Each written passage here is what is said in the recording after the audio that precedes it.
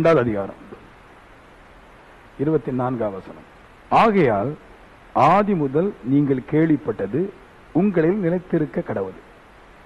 ஆதி முதல் நீங்கள் கேள்விப்பட்டது உங்களில் நிலைத்திருந்தால் நீங்களும் குமாரனிலும் பிதாவிலும் நிலைத்திருப்பீர்கள் அப்படின்றார். பிதாவுக்குள்ளாகவும் குமாரனுக்குள்ளாகவும் ஒரு மனுஷன் நிலைச்சு நிக்கணும்னா என்னென்ன சத்தியத்துக்குள்ளாக நடக்க வேண்டும் என்று சொல்றாரு. முதல்ல சொல்றாரு, ஆதி முதல் நீங்கள் கேட்டதுல நிலைச்சு இருங்க அப்படின்றாரு. ஒரு கட்டளை கொடுக்கிறாரு. நீங்க ஆதியில கேட்ட வசனத்துல நிலைச்சு இருங்க அப்படின்றாரு. நீங்க பைபிள் படிக்கும்போது ஆதியாகமம் 1வது அதிகாரம் 2வது வசனம், மன்னிக்கணும், 1வது அதிகாரம் 2வது அதிகாரம், இந்த 1வது அதிகாரத்துல 2வது அதிகாரத்துல நிறைய விஷயங்களை தேவன் சொல்றார். சொல்லும்போது 2 வார்த்தை மட்டும் மனுஷனை பார்த்து சொல்றாரு. அதுல முதல் வார்த்தை என்னன்னா, நான் ஆதியில கேட்ட வார்த்தை ஆதியாகமம் புத்தகம் 1வது அதிகாரம் 28ஆம் வசனம். அதுல இருக்குது, நீங்கள் பலிகி அப்படின்றது. நீங்க என்ன செய்யணுமா, ஆதாம பார்த்து சொன்னார், நீ ஆவிக்குரிய மனுஷன், பரிசுத்த மனுஷன், பாவம் செய்யாத மனுஷன், நீ பலிகி கற்பம் பண்ண செய்து பிள்ளை பெற்றெடுக்கணும். அடுத்து சொல்லுவாரு, பெருகணும், ஆவிக்குரிய ஜனங்கள் நிறைய பெருகணும் அப்படின்பாரு. 3 சொல்லுவாரு, நிரப்பி பூமியை நிரப்புன்றார். உலகம் முழுவதும் பூமி முழுக்க தேவ சந்ததியாட்டே இருக்கணும் அப்படி சொல்லிட்டு 4 சொல்லுவாரு, இந்த பூமியை கீழ்ப்படுத்துங்க அப்படின்றார். பூமியை பூமியில இருக்கிற பொருட்கள் எதுவும் உங்களை ஆண்டு கொள்ளாமல் நீங்கள் பொருட்களை ஆண்டு கொள்ளும்படிக்காக மாறுங்கன்னு அப்படின்னாரு. அப்படி சொல்லிட்டு மறுபடி 3 விஷயத்த சொல்லுவார் அந்த வசனத்துல. அது ஒண்ணு 3 முக்கியமான நபர்ல சொல்றாரு. 1 மீன் பிடிக்கிற மீனவன், 2 வேடை, 3 வேட்டைக்காரன். இந்த 3 பேரையும் கொண்டு வர்றாரு. மீனவனை பார்த்து சொல்றாரு, சமுத்திரத்தின் மச்சங்களை எல்லாவற்றையும் ஆண்டுகொள் அப்படின்றாரு. சில நேரத்தில் மீன் பிடிக்க போகும்போது கொஞ்சம் மீன் பிடிப்பாங்க பாருங்க, ஒரு 10 லட்ச ரூபாய் மீன் பிடிக்கிறாங்கன்னா அப்புறமா அந்த இடத்துல அந்த கடல்ல நிறைய மீன் கிடக்கும், பிடிக்க மாட்டாங்க. அதை நாளைக்குன்னு போட்டு வருவாங்க, நாளைக்கு பார்த்துக்கலாம் அப்படின்ட்டு. ஆண்டவர் சொன்னாரு, அதுக்கு ஆகாரம் கொடுத்திருக்கிறேன், அது பலுகி பெருகும், அது நீ எவ்வளவுதான் பிடித்தாலும் குறைவில்லாதபடி நிறைவா பெருகிட்டு தான் இருக்கும். உனக்கு அதை ஆண்டு கொள்ளும்படிக்கான சூழல் வரும்போது முழுவதுமாகவே ஆண்டு கொள்ளுன்றார், மொத்தமா எடுத்துருன்றார். அது என்ன சொல்றாரு, ஆசீர்வாதமா இரு, ஐஸ்வர்யவனா மாறுன்றாரு, செழிப்புள்ளவனா மாறு, நீ பணக்காரனா மாறுன்றாரு, நீ ஒரு மாற்றத்தை நீ கொண்டு வான்றாரு. பரிசுத்த மனுஷன் இதெல்லாம் செய்யறாரு. அடுத்து சொன்னாரு, வேடனை பார்த்து சொல்றாரு, ஆகாயத்து பறவைகள் அதான் அவனுக்கு வேலை, அதை எதுவுமே விடாத, கண்ணுல காண்றது எல்லாவற்றையும் உனக்கு சொந்தமாக்கிறன்றாரு. வேட்டைக்காரன் சொல்றாரு, பூமியில ஊர்ற எல்லா மிருகங்களையும் உனக்கு சொந்தமாக்கிறார். ஆண்டுகொள் ஆண்டுகொள் ஆண்டுகொள்ளும் மனுஷனை பார்த்து, ஆவிக்குரிய மனுஷனை பார்த்து, பரிசுத்த மனுஷனை பார்த்து சொல்றாரு, எல்லாவற்றையும் உனக்கு சொந்தமா ஆக்கிக்கொள். அது பாவம் அல்ல, அது ஆசை அல்ல, தேவம் மனுஷனுக்கு கொடுத்த ஆசீர்வாதம். இங்கிலீஷ் தமிழ்ல சொல்லும் கர்த்தர் மனுஷனை நோக்கின்றது, இங்கிலீஷ் சொல்லும் கர்த்தர் அவர்களை ஆசீர்வதித்து சொன்னார். He blessed them and said ன்னு. அவங்க இது ஆசீர்வாதம், ஆசை இல்லை, இது ஆசீர்வாதம். வானத்தையும் பூமியையும் பூமியில ஊர்ற எல்லாவற்றையும் சமுத்திரத்தை ஆண்டு கொள்ளு அப்படின்னார் இல்லையா? அப்படி ஆண்டு கொண்டு சொல்லிட்டு முத ஆசீர்வாதத்தை கொடுத்தார். 2வது இன்னொரு ஆசீர்வாதத்தை சொல்லுவாரு, தோட்டத்தின் நடுவில் நன்மை தீமை அறியத்தக்க ஒரு கனி இருக்குது, அதை நீ புசிக்க கூடாது, என் வார்த்தையை மீறி போக கூடாது. அப்படின்னு என்ன அர்த்தம், நீ பாவம் செய்யக்கூடாது அப்படின்னாரு. 1 பரிசுத்த சந்ததியை பெருக செய்யணும், 2 இந்த உலகத்திலே ஆகச்சிறந்த ஐஸ்வர்யவனாய் நீ மாறணும், 3 பாவத்துல விழுந்துடக்கூடாது அப்படின்னு சொல்றாரு. இப்படி சொல்லிக்கிட்டு சொன்னாரு, இதுல நிலைச்சு நிக்கணும். நல்லா கேளுங்க, இதுல நிலைச்சு நிக்கணும். நீங்க சில பேர் சொல்ற மாதிரி நீங்க தப்பா புரிஞ்சிடக்கூடாது. சில பேர் சொல்லுவாங்க பைசாச கூடாது. நான் சொல்லுவேன், பைசா இருந்து பாவம் செய்யறவனை பார்க்கலும் பணம் இல்லாமல் பாவம் செய்யறவன் தான் அதிகம். இது எத்தனை பேர் புரிதுன்னு தெரியல, இது உண்மை, 100% உண்மை. பணம் இருக்கிறவன் தன் பாவத்துக்கு மட்டும் செலவழிப்பான், பணம் இல்லாதவன் எல்லாரையும் ஏமாற்றி கொள்ளையிட்டு எல்லாரையும் பாவம் செய்வான். பணம் என்ன கோடி கோடியா இருக்கு பாருங்க, நான் யாரையுமே அடிக்க வேண்டிய அவசியம் இல்லை, யார்ட்டையும் களவாங்க வேண்டிய அவசியம் இல்லை, நான் எதுக்கும் போக வேண்டிய அவசியம் இல்லை. ஏன்னா காசு இந்த உலகத்தை எல்லாவற்றையும் வாங்கி தரும். அப்ப என்கிட்ட இருக்கிறதுனால நான் அடிச்சு புடிச்சு களவு செய்து ஏமாற்றி யார்ட்டையும் வஞ்சிக்காண்டாம். அப்போ பணம் ரொம்ப நல்லது, அதை விட்டுறக்கூடாது. 2வது ஆவிக்குரிய பெருக்கம், ஜனங்கள் பெருகி வர்றதையும் நீங்கள் யாரும் ஒரு ஆள் தடை பண்ணிடக்கூடாது. ஒரு சபைக்கு ஒருவர் புதுசாக ரசிக்கப்பட்டு போறாரு, அவர் பரிசுத்தவனா மாறுவார், சாபத்தை விட்டு மாறுவார், அவர் ஆசீர்வாதம் மாறுவார், கடவுளை ஆராதிப்பார். அப்படி ஒரு சூழ்நிலை தெரியும் போது அவங்கள சபைக்கு விடக்கூடாதபடிக்கு சில வேளையில பிசாசனது வஞ்சிக்கும், அதுக்கு இடம் கொடுக்க கூடாது. 3 பாவத்தில் வந்துடக்கூடாது. இதை கண்டிப்பா நீங்க நிறைவேற்றி கொண்டிருந்தால் நீங்கள் குமாரனோடும் அவருடைய பிதாவாகிய தேவனோடு கட்டப்பட்டிருப்பீர்கள். இந்த 3 இருந்தா தான் தேவனோடு இருக்க முடியும். காசு இல்லைன்னா நிறைய பேர் போயிருவா சபையில, சபையை விட்டு ரொம்ப பேர் போயிருவா காசு இல்லைன்னா. அது மாதிரி பரிசுத்தம் இல்லைனாலும் சபையை விட்டு போயிருவா, பாவத்துல விழுந்தாலும் சபையை விட்டு போயிருவா. 3 கரெக்டா நிக்கின்றார். நிக்கணும் சொன்னவர் அதுக்கு அடுத்த அந்த வார்த்தை சொல்றாரு பாருங்க. 1:2 ஆதி முதல் நீங்கள் கேள்விப்பட்டது உங்கள் நிலைத்திருந்தால் அப்படி சொல்லிட்டு, நிலைத்திருக்க கடவுள்னு சொல்லிட்டு ஆதி முதல் நீங்கள் கேள்விப்பட்டது உங்கள் நிலைத்திருந்தால் அப்படின்றாரு. என்ன சொல்றாருன்னா, இப்ப இதுதான் ஆதில கேட்டோம், நம்ம எல்லாம் கேட்டோம், வேத வசனம் வாசிச்சோம், ஆதில இதுதான் கேட்டோம், இதில் நிலைத்திருந்தால் அப்படின்றார். அப்படின்னு என்ன சொல்றாரு, ஒரு சந்தேகம் கடவுளுக்கு. மனுஷனுக்கு நன்மைகளை கொடுத்தாலும் பாவத்தில் விழாமலும் பரிசுத்தமா நடக்கிறது தேவனுக்கு ஒரு நம்பிக்கை இல்லை. அந்த நிலைத்திருந்தால் அப்படின்ற வார்த்தை என்ன, மனுஷனுக்கு தேவன் மேல நம்பிக்கை இல்லை. எதுக்கு மனுஷன் மேல தேவனுக்கு நம்பிக்கை இல்லைன்னு, ஆதியிலே இந்த கற்பனை நம்மளுக்கு தர்றதுக்கு முன்னாடி ஆதாம் ஏவாளும் கொடுக்கப்பட்டுச்சு. அவங்க அந்த கற்பனையில கரெக்டா நடக்கல, அவங்க பாவத்தில் விழுந்தாங்க, அவங்க பாவத்தை ஆசைப்பட்டாங்க, பரிசுத்தத்தை வெறுத்தாங்க, தேவன் 6 நாளும் உண்டாக்கி கொடுத்த நன்மைகளை வேண்டாம் சொல்லிட்டு போயிட்டாங்க. கடைசியில பாவம் செய்து மரித்து நரகத்துக்குள்ளா போனார்கள். இப்படி ஒரு ஆதாமுக்கு என்ன கற்பனை கொடுக்கப்பட்டுச்சோ அதே கற்பனை நம்மளுக்கு கொடுக்கப்பட்டிருக்குது. அந்த கற்பனையில ஒருவன் தோற்று போயிட்டான் ஆதாம். அதனால அதே கற்பனை நம்மளுக்கு தந்த போது தேவம் சந்தேகப்படுது, இந்த மனுஷர்கள் தேவனுடைய கற்பனையில தேவனுடைய வசனத்துல உடன்படிக்கையில நிற்பார்களான ஒரு சந்தேகம் இருக்குது. நான் சொல்லுவேன், இந்த கற்பனையில 110 பேர் மட்டும் தான் நிக்க முடியும், 90 பேர் நிக்க மாட்டான். முன்னாடி ஒருவன் நிக்கல, ஆதாம் நிக்கல, ஒருவனும் நிக்கல. இப்ப 10 பேர் நிப்பா, 90 பேர் நிக்க மாட்டான். ஏன் இந்த கற்பனையை வச்சுட்டு தேவன் சந்தேகத்தை ஏற்படுத்துறார்? மனுஷன் நிப்பானா நிக்க மாட்டானா, தேவனுக்குள்ளாக நிற்பானா நிக்க மாட்டான்னு சந்தேகத்தை ஏற்படுத்துறாருன்னு. இனி நிக்க விடாத கூடாதபடிக்கு இங்கே 2 பிசாசு வேலை செய்யுது. இன்னைக்கு பிசாசு பத்தி போதிக்க போறோம். ரட்சிக்கும் போதிக்கல, பிசாசு எப்படி ஒரு மனுஷனை வறுமைக்குள்ளா தள்ளுது, எப்படி பாவத்துக்குள்ளா தள்ளுது, இந்த 2 குறித்து தான் இன்னைக்கு ரொம்ப தூரம் பார்க்க போறோம். நீங்க கேட்கணும், ஏன்னா இது எப்பவுமே ஒரு கதை பேசுவோம். பிசாசு பேரு பெல்செபூ அப்படின்ற ஒரு பிசாசு. இந்த பிசாசு தளபதி, பிரின்ஸ் ஆஃப் டீமன் அப்படின்றது. இந்த பிசாசு தான் பிசாசுடைய ராஜா, தளபதி, மணிக்கு ராஜா, தளபதி ராஜா, எல்லா பிசாசுடைய வீட்டஜமான் அப்படின்றது.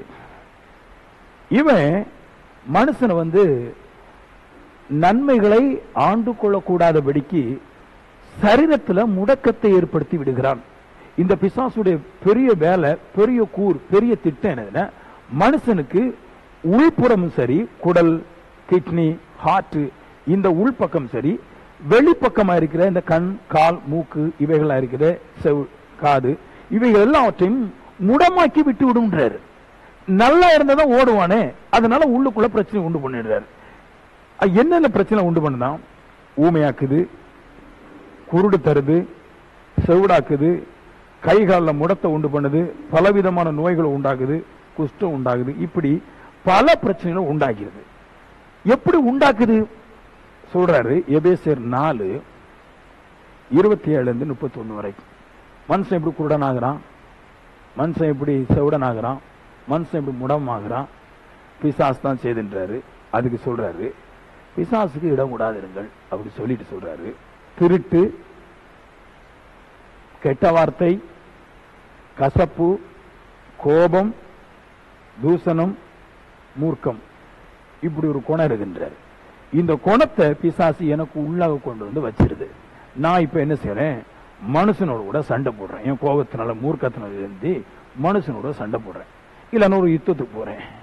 போகும்போது என்ன ஆயிருது, என் காலு, என் மூக்கு, என் வாய், என் பல்லு, என் காது, என் கண்ணு, கை, எல்லாவற்றையும் நான் சண்டையிட போகும்போது என் அவயத்தை அது மூடமாக்கி விட்டுருது. இப்ப என்ன ஆகுது, இவனால ஐஸ்வர்யவனம் ஆக முடியாது. ஏன்னா முடமாக்கப்பட்ட பின்னாடி ஒருவனாலும் மிகுந்த ஆரோக்கியமான வேலைகள் செய்து தன் குடும்பத்தையோ தன் வாழ்க்கையோ கட்ட முடியாது. இந்த பெயல்செபூடைய பெரிய திட்டம் என்னன்னா, நேர போய் மனுஷனுக்கு காலை உடைச்சிடாது. அது என்ன பண்ணும் அப்படின்னா குடிக்கிற ஆற்றலை கொடுத்துரும், கெட்ட வார்த்தை பேசக்கூடிய ஆற்றலை கொடுத்துரும், தூசண வார்த்தை பேசக்கூடிய ஆற்றலை கொடுத்துரும். இதெல்லாம் ஒரு மனுஷனுக்குள்ள இருந்தா இந்த வார்த்தையை கொண்டு இன்னொரு மனுஷனை பேசும்போது அந்த மனுஷனுக்கு கோபம் வந்து சொன்ன மனுஷனை கால கையை உடைச்சு போட்டுறான்.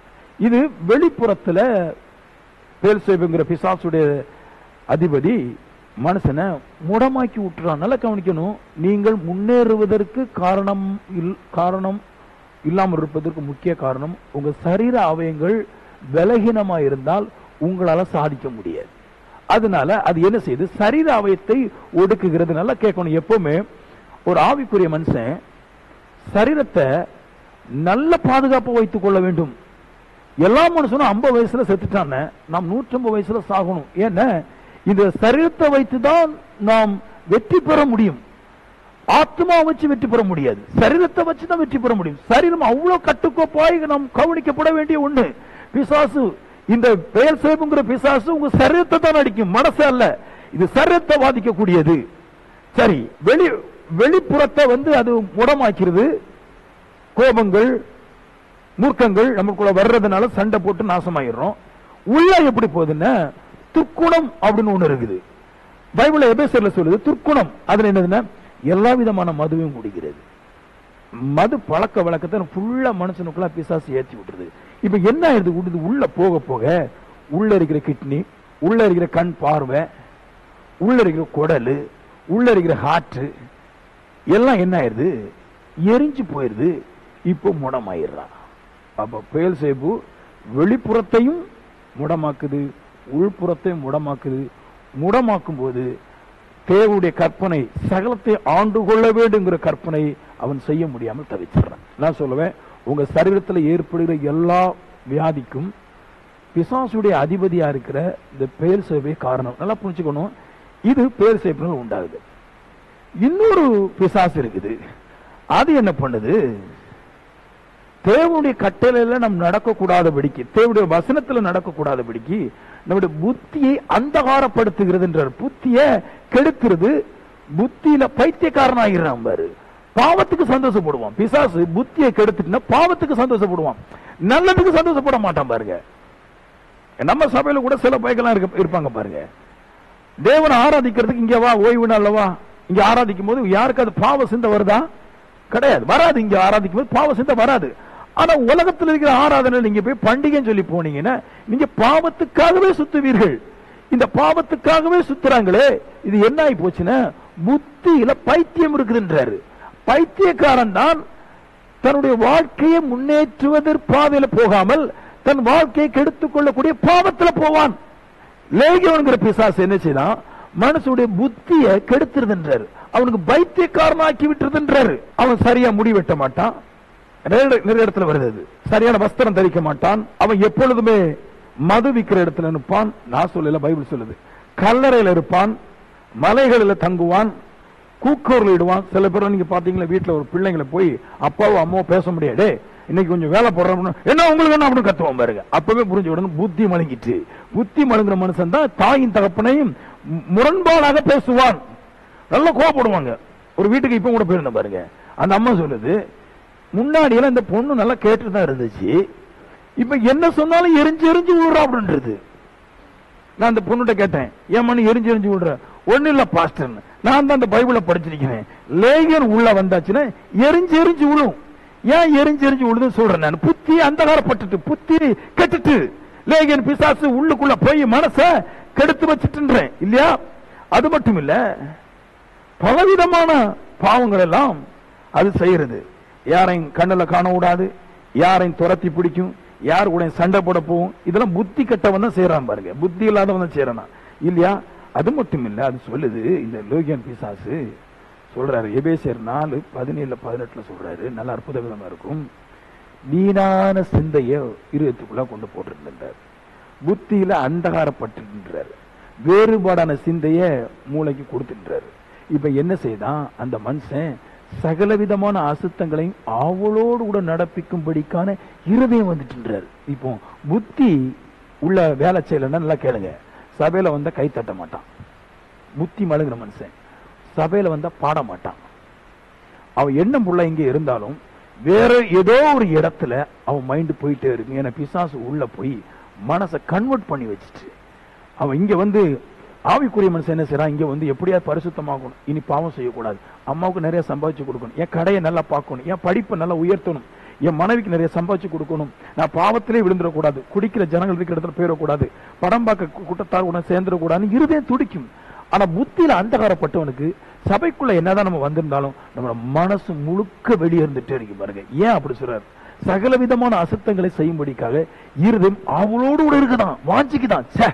இது சபைக்கு வராம இருந்தா இப்ப நம்ம அங்க போயிருக்கலாம், சபைக்கு வராம இங்க போயிருக்கலாம், சபைக்கு அங்க இருந்து இங்க வரணுமாக்கணும், கண்டதெல்லாம் உள்ள போட்டுட்டு எப்படியாவது அது சொல்லுது வசனத்தை பாருங்க, சகல விதமான பாவத்தையும் அவளோடு விரும்புகின்றார், எல்லா பாவத்தையும் விரும்புகின்றார்.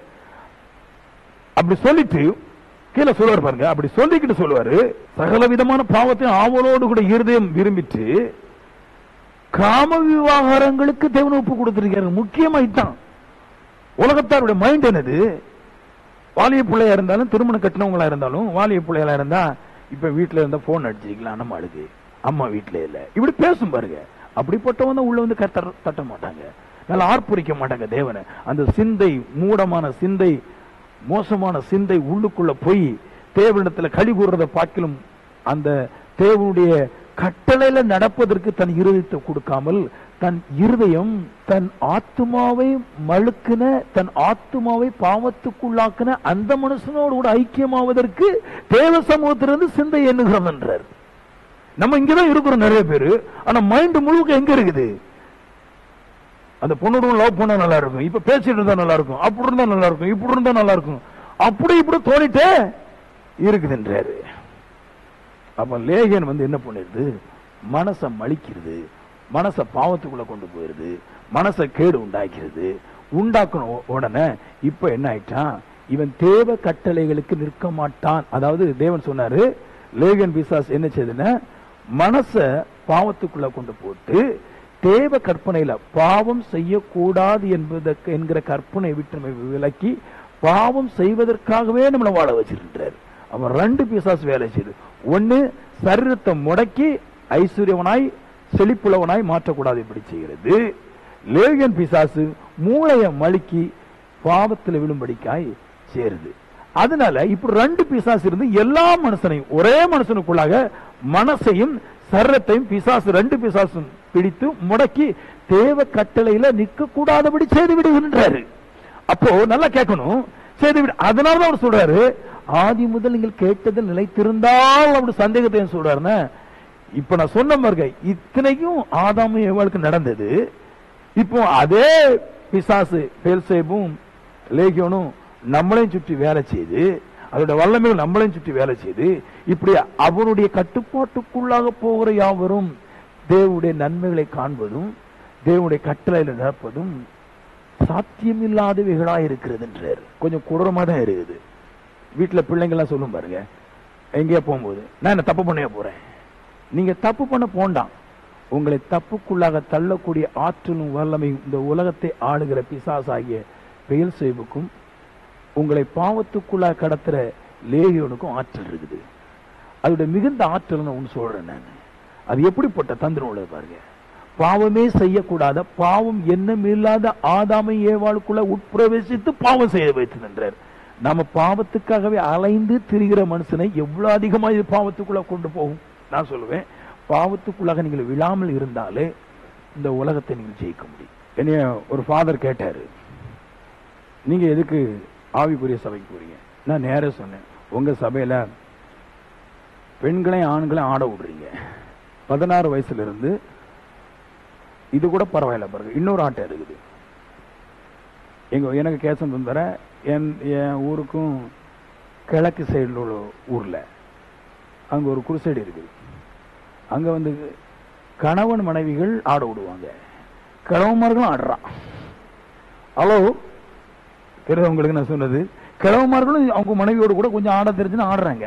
அவங்க என்ன நினைக்கிறாங்க, மக்கள் வந்து மனமகிழ்ச்சிக்குள்ள ஆக்குறாங்களாம். கிடையாது. பெயல்சேபும் லேகியோனும் இவங்களை பிடிச்சு இவங்களை எல்லா மனுஷர்களையும் பாவத்துக்குள்ளாக்கும்படிக்காக செய்யறது ரொம்ப ரொம்ப மோசமானது பாருங்க, ரொம்ப மோசமானது, ரொம்ப கொடூரமானது அது பிசாசு.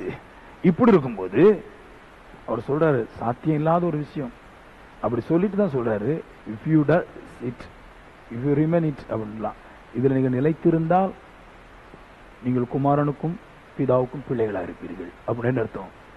நீங்க நித்திய ஜீவன் போக முடின்றார். நான் எப்பவுமே அடிக்கடி ஒரு வார்த்தை சொல்றது, நான் ஜெபிக்கிறவங்களை நம்புற கிடையாது. ஏன்னா ஆதாம மாதிரி அற்புத விதமான ஜெப வீரகன் ஆராதனை வீரக்காரன் உலகத்திலே கிடையாது. அவனே பிசாசு வஞ்சிட்டு போயிடுச்சு. நான் சொல்ல இங்க இருக்கிற நம்ம இடத்துல அநேக இடத்துல எல்லா விதமான பாவங்கள் இருக்குது. எப்ப வேணாலும் பிசாசு நம்மளுடைய உள் உறுப்புகளை முடமாக்க முடியும். எப்ப வேணாலும் நம்முடைய மனசு அது கண்ட்ரோலுக்குள்ள கொண்டு போய் நம்ம பாவத்துல தள்ள முடியும். அப்படிப்பட்ட ஒரு கண்ட்ரோல் இருக்கிற நாம் தேவ சமூகத்துல தேவனுடைய வல்லமையினால நம்ம அலங்கரிக்க வேண்டும். உள்ளுக்குள்ள வரும்போதே தேவனை ஆர்ப்பரித்து அதை கம்பீரமாய் பாடி அவரை கூக்குரலிட்டு என் மாம்சம் அற்று போற அளவுக்கு நான் தேவனுக்குள்ளாய் கழுகூறும் போது நான் சொல்லுவேன், இங்க கிடைக்கிற தேவ வல்லமை நீங்க ஊர்ல ஒரு வாரம் இருக்கும்போது உங்களை பாதுகாக்கும். இங்கே வந்து நீங்கள் சோர்ந்து போய் இங்கே வந்து நீங்கள் ஆர்ப்பரிக்காமல் தேவனுடைய வார்த்தையில மகிழ்ச்சியும் கழுகூறுதல் இல்லாமல் நீங்கள் இங்கே இருந்தே சோகத்தோட போவீர்களானால் நான் சொல்வேன், நீங்கள் வீடுகளுக்கு போகும்போது கண்டிப்பாக பாவத்தில் நீங்கள் அடிசன் ஆகி விடுவீர்கள். நீங்க அந்த போதைக்கு நீங்க மாற்றுவீங்க. இங்க வரும்போது நீங்கள் நிற்கிறதே தெரியக்கூடாது. நீங்க ஆராதிக்கும் போது மாம்ச சிந்தையே உங்களுக்கு வரக்கூடாது. என் பாடல நீங்க பாத்துறீங்க, பாடும்போது அங்கே ஓடிட்டு தான் இருப்பேன் நான். எப்போ ஆவிக்குள்ள பூர்றான், எப்போ அந்த ஆவியார் என்ன தாக்குவார்ன்ற ஒரு எண்ணத்தோட நான் பாடுவோம் பாருங்க. நீங்க வந்திருக்கிறீங்களா வரலைங்கிற கவலையே பட மாட்டேன் நான். ஏன்னா எனக்கு ஆவியார் என்ன அடல் மூட்டி எழுப்பி விடணும். எனக்கு வர்ற இன்னும் ஒரு வாரத்துக்கு நான் மறுவாரம் ஞாயிற்றுல பிரசவம் பண்ற வரைக்கும் இந்த ஒரு வாரமும் ஆவியார் என்னை அடல் மூட்டி பாவத்தில் விழக்கூடாதபடிக்கு இன்றைக்கு கிடைக்கிற ஆராதனை, இன்றைக்கு கிடைக்கிற சத்தியமே தேவ சமூகத்துல கட்டும்படிக்கா செய்யணும்னு அந்த அளவு நான் இன்வால்வ் ஆகும் போதுதான் நான் கிறிஸ்துக்குள்ளாகவும் அவருடைய பிதாவாகிய தேவனுக்குள்ளாகவும் நிற்க முடிகிறது என்றார். சும்மா நிற்க முடியாது. பிசாசு எல்லாம் தூக்கிட்டு போயிரும் பாருங்க. இந்த பிசாசுடைய பெரிய தந்திரத்தை ஒண்ணு சொல்றேன் நான், கேக்குறீங்களா? பிசாசுடைய பெரிய தந்திரம் என்னது சொல்றேன் நான், அதான் கேட்கணும். அது ரொம்ப கொடூரமானது பாருங்க, மோசமானது. அது அது என்ன செய்யுது அப்படின்னா, அதோட பெரிய ஆற்றல் என்ன, மனுஷனை மயக்க முடியும். மனுஷனை அதுக்கு மயக்கக்கூடிய ஆற்றல் இருக்குதான் பாருங்க. தேவனுடைய வார்த்தையை கொண்டு அது மனுஷனை பாவத்துக்குள்ளாக மயக்கி பாவத்துக்குள்ளாக கொண்டு போக முடின்றாரு தேவ வசனத்தை கொண்டு. அது எப்படி மயக்கும் பாருங்க. ரட்சிக்கப்படாத தெய்வங்கள் உங்களை ரட்சிக்கும் என்று சொல்லி உங்களை மயக்கி கொண்டு அது தனக்கு அதை ஆராதிக்கும்படிக்காக செய்து விடுகிறதா. ரட்சிக்க கூடாத நாமங்கள், ரட்சிக்க கூடாத மனுஷர்கள், ரட்சிக்கப்படாத தூதர்கள், ரட்சிக்கப்படாத மனுஷர்கள், இவங்களால ரட்சிக்கப்பட முடியாது. இவர்களை கொண்டு இவர்கள் நம்மை ரட்சிப்பார் என்று சொல்லி தேவ வார்த்தையில கட்டப்பட்டிருக்கிற நம்மளையே அதிலிருந்து விலக்கி ரட்சிக்க கூடாத தேவங்களோடும் ரட்சிக்கப்படாத மனுஷனோடு கூட நம்மளை கொண்டு விட்டு நாம் அந்த ரட்சிக்கப்படாத தேவங்களை ஆராதிக்கும் போது அந்த ரட்சிக்கப்படாத தேவன்களில் ரட்சிக்க நம்மள முடியாத தேவங்களும் அதனுடைய பாவத்தினாலே நம்மளை நிரப்பி நம்மளை பாவத்துக்குள்ளாக கொண்டு போய் நரகத்துக்குள்ளாக கொண்டு போய் நித்திய ஆக்கினைக்குள்ளாக கொண்டு போய் நம்மளை என்றென்றைக்கு மூழ்கடிக்கும்படிக்க செய்யக்கூடியது. அவ்வளவு ஷார்ப். யாரையும் மயக்கும் பாருங்க, எந்த மனுஷனையும் மயக்கும். இயேசுவையே போய் மயக்கிச்சு பாருங்க. இயேசுட்ட போய் சொல்லிச்சு, நான் உனக்கு என்ன வேணாலும் தர்றேன், நான் எவ்வளவு வேணாலும் தர்றேன், நான் உலகத்தை எல்லாம் காமிச்சுது, மயக்கிச்சு. ஆனா இயேசு தெய்வம் விளையல. நான் சொல்வேன், மனுஷர்களாகிய நம்மளை தேவன் மயக்கும் போது நாம் விழுந்து விடுவோம். அதான் அவர் சொல்றாரு, சந்தேகம் போடுறாரு, நீங்க நிப்பீங்களான்னு ஒரு சந்தேகம் இருக்குது எனக்கு. அவ்வளவு ஆற்றல் உள்ளது அது. அது எந்த மனுஷனுக்கு எடுக்கக்கூடியது. ஆபரான கூட அதை அடக்கி போட்டுச்சு, தாவீதை அடக்கி போட்டுச்சு, சாலமோனை அடக்கி போட்டுச்சு, எல்லாரையும் பிசாசு அடக்கி போட்டுச்சு. அதனால அவருக்கு பயங்கர பயம், எப்படி இந்த ஜனங்கள் நிக்க போறாங்க அப்படின்ட்டு. அவ்வளவு ஷார்ப்பானது. அதான் பவுல் சொல்லுவாரு, பிசாசு உன் கூறு எங்க அப்படின்னு கேள்வி கேட்பாரு.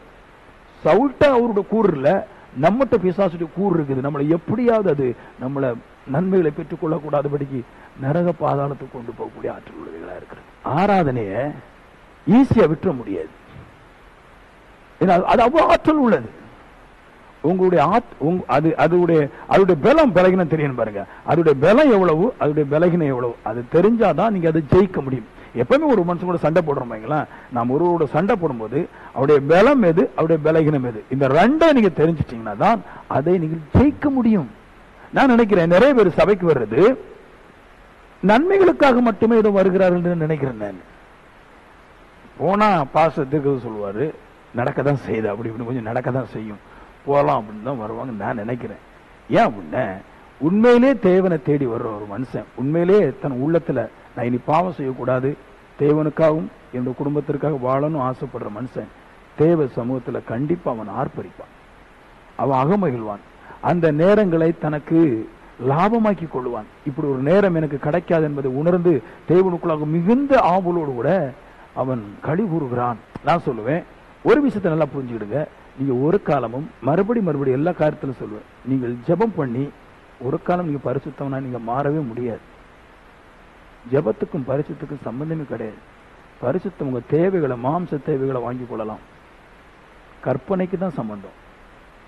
நீங்க தேவனுடைய வார்த்தையில கரெக்டா கீழ்ப்படியும் போது தேவன் அப்பொழுதுதான் உங்களுக்கு அதிக பலனையும் ஆற்றலையும் கொடுக்கும்படிக்கா செய்கிறார். அதோட பலம் பலகின என்ன, கொஞ்ச நேரம் அரை மணி நேரம் பேசும். ஆமேன்னு சொல்லுங்களேன்.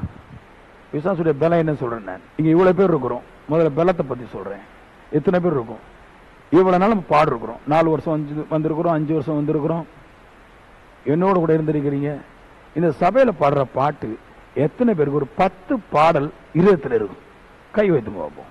ஒரு 10 பாடல் இருக்குது, ஒரு 10 பாடல் இருதயத்தில் இருக்குதான். ஒரு வாரத்துக்கு குறைஞ்சபட்சம் நீங்க 10 பாடல் கேட்கிறீங்க, யாருக்கா இருக்குதான்? அதை என்னைய பொறுத்தளவு நான் எல்லாரும் மாதிரியும் நிறைய பாட்டை பாடிட்டு போகாம திருப்பி ஒரு சில பாடல்களை திருப்பியே பாடுவேன். ஏன் அப்படின்னா அது உங்க மனசுக்குள்ளாக நான் கொண்டு வர்றதுக்கு தான் பாடுவேன். நான் எனக்கு ஆயிரக்கணக்கான பாட்டு தெரியும், ஆனா திருப்பி நான் பாடின பாட்டையே திருப்பி கொண்டு வருவேன். ஏன்னா நான் அது உங்க மனசுக்குள்ள கொண்டு வந்து வைக்கணும், அது என்னோட கடமை. எத்தனை பேருக்கு ஒரு 10 பாடல் இங்க பாடுற பாடல் மனப்பாடம் பண்ணிருக்கிறீங்க? நீங்க கேட்கறீங்க தானே, பாடுறீங்க, கேட்கறீங்க, கரங்களை தட்டுறீங்க, எங்க போச்சு கேட்கறதுல எங்க போச்சு? ஆனா பக்கத்து வீட்டம்மா ஒரு சண்டைய 40 வருஷத்துக்கு முன்னாடி சொன்னது உங்க இருதயத்தில் இருக்கும். ஆனா வாரம் வியாழக்கிழமை ஞாயிற்றுக்கிழமை கேட்கிற பாடல் மறுநாள் வந்து பாடுறதுக்கு இருதயத்தில் இல்ல. என்னதான் நடக்குதுங்க? பக்கத்துக்கு ஒரு 400 வருஷத்துக்கு முன்னாடி நீங்க உயிரோடு இருந்தாலும் கூட தீமை எல்லாம் மைண்ட்ல இருக்குது. ஆனா நல்ல விஷயம் நித்தம் பாடுறீங்க, நித்தம் கேட்கறீங்க, உங்களுக்கு இல்ல. ஏன் நல்ல வார்த்தைகள் இல்லாம போச்சு, தேவ வார்த்தைகள் இல்லாம போச்சு. இதுதான் அதோடைய பலம். அது என்ன செய்யும் அப்படின்னா, பிசாசுடைய பலத்தை புரிஞ்சிடுங்க. அது பெயர்சேபா இருக்கலாம், வலுசற்பம் சொல்லக்கூடிய சாத்தானா இருக்கலாம், இல்லைன்னா லேகியோனா இருக்கலாம். அதோட ஆற்றல் என்னென்ன, அது உங்களுடைய மாம்சத்துக்குள்ளாய் ஊடுருவி வர முடியும், உங்களுடைய சரீரத்துக்குள்ளாது வந்து வரும். ஒண்ணு. ரெண்டாவது, உங்களுடைய சரீரத்துக்குள்ளாக ஆத்மான ஒண்ணு இருக்குது. நீங்க ஊதி பாத்தீங்கன்னா தெரியும், ஆவி வரும். நீங்க பேசுறீங்களா சவுண்டு, அது ஆத்மால இருந்து வருது. இந்த ஆத்மாவில அது வந்து உங்களோடு கூட தங்க முடியும். அதாவது உங்களுக்கு உங்க ஆவி எங்க இருக்குன்னு தெரியாது, எனக்கும் தெரியாது, என் ஆவி எங்க இருக்குன்னு தெரியாது. ஊதும் போது பூன்னு வருது, அவ்வளவுதான். நாசில இருந்து வாயில இருந்து என் ஆவியை கண்டுபிடிக்க முடியுது, எனக்கு ஆவி இருக்குன்னு. ஆனா என் ஆவி எனக்கு தெரியாது. ஆனா இந்த பிசாசுக்கு என் ஆவி தெரியும். என் ஆவி தெரிந்து என் ஆவியோடு கூட அது கட்டப்பட்டு நிற்கும். அவ்வளவு ஆற்றல் உள்ளது. அது சரீரத்தை மட்டும் உடமாக்குறது இல்ல, கெட்ட கோபங்கள் மட்டும் தர்றது இல்ல, அது காணக்கூடாத வல்லமை. தெய்வத்திற்கு அடுத்த பகுதி அது. கிட்டத்தட்ட உலகத்துல 90% பேர் அதைத்தான் தெய்வம் வணங்குறான். அவ்வளவு ஆற்றல் உள்ளது. எல்லாருடைய ஆத்மாக்குள்ள சொல்லக்கூடியது அவ்வளவு ஆற்றல் உள்ளது.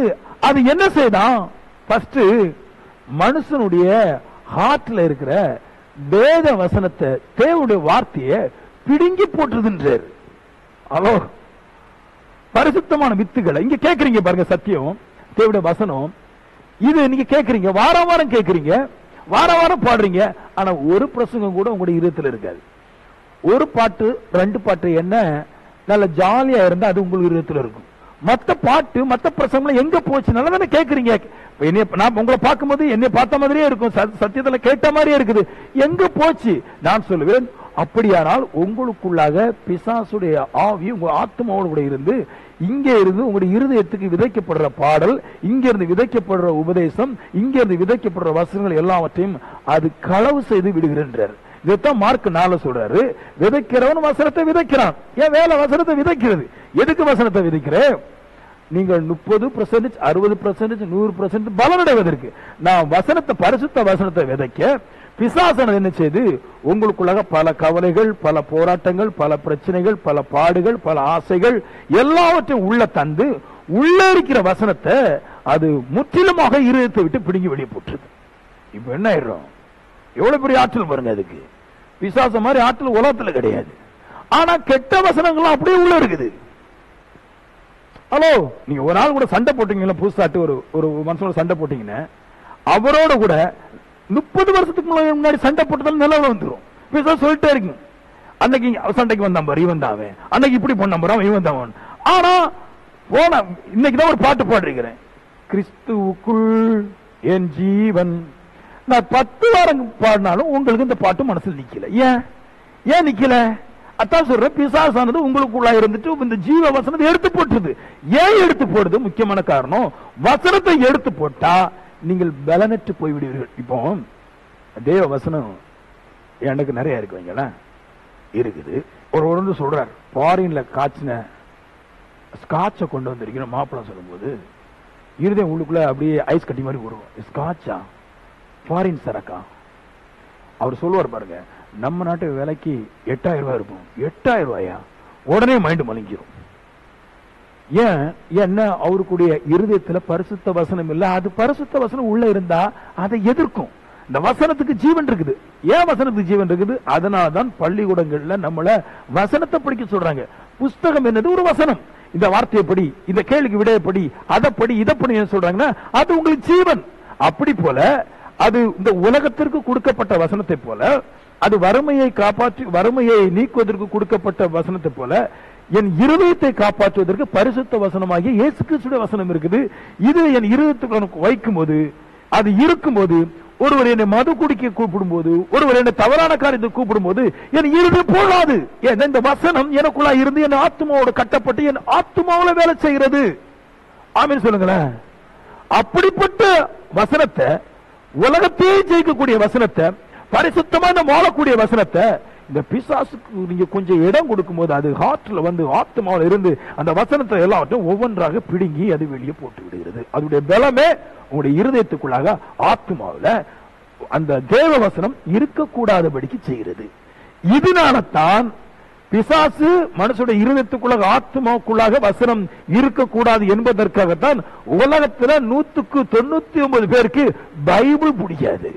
ஏன்னா பைபிள் பிடிச்சிட்டுனா வசனம் உள்ள போயிடும். வசனம் உள்ள போயிட்டா உலகத்தை ஜெயிச்சிருவான். அவனை எதுவும் முடமாக்க முடியாது. உள்ளான அவயத்தை முடமாக்க முடியாது, வெளியான அவயத்தை முடமாக்க முடியாது. நல்ல வேதம் வாசிக்கிறவன் சண்டைக்கு போக மாட்டான், நல்ல வேதம் வாசிக்கிறவன் குடிக்க மாட்டான். என் குடலும் என் வெளியாவையும் தேவனுடைய வார்த்தையால் காக்கப்பட்டிருக்கிறபடினால நான் தேவனுடைய வசனத்துக்கு நடுங்க முடியுது. நான் தேவன் சொன்ன மாதிரி உலகத்தை ஜெயிக்கிறவராக மாற முடிகிறது. ஆனா இதை பிசாசு கூடாது. அதோட பெரிய பலனை சொல்லிட்டேன். உங்களுடைய இருதயத்துக்குள்ளாக வசனம் நிற்கக்கூடாதபடிக்கு அது போராடும். ஆமென். பிசாசுடைய பெரிய செல்வாக்கு, பெரிய ஆற்றல், பெரிய ஞானம், பெரிய புத்தி உங்களுடைய இருதயத்துக்குள்ளாக பரிசுத்த வசனத்தை நிக்க கூடாது. 2, அதோட பலகீனத்தை சொல்றேன். அது யாரை பார்த்து பயப்படும்? அதோட பலகீனம் மனுஷனை பார்த்து பயப்படும்.